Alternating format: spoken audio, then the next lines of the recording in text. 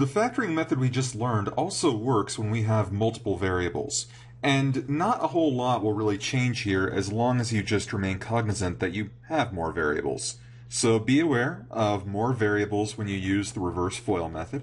So let me show you how we're going to use the product sum method in the context of something with two variables. Example 1 here gives us 12x squared minus 5xy minus 2y squared. So again, I'm just going to use the product sum method that I taught you. Our product is the first coefficient times the last coefficient, 12 times negative 2, which is negative 24. Our sum is the middle coefficient, which is negative 5. And yet again, we need to find two numbers that multiply to make negative 24 and add to make negative 5. Negative 8 and 3 should do the job, because negative 8 plus 3 is negative 5. So we'll now split the middle term.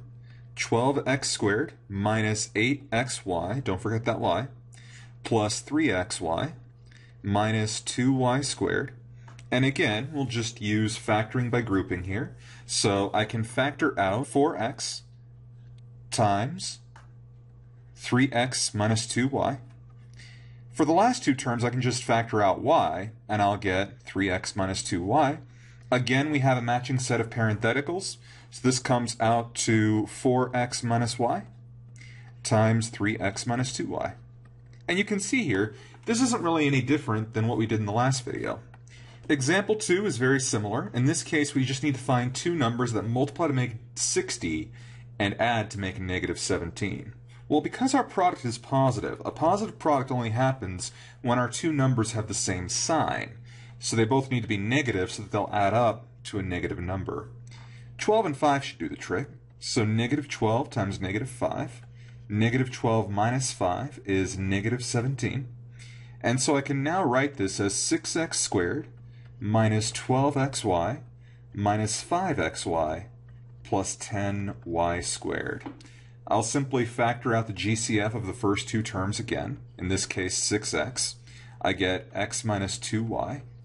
I can factor out negative 5y, and again I'll get x minus 2y. And so here I'll get 6x minus 5 times x minus 2y. So if you notice, we did the exact same thing here that we did in the previous video. The only difference is that you're going to have little second variables on the end. So you'll have little y's at the end here and little y's at the end there. Other than that, everything else is the same.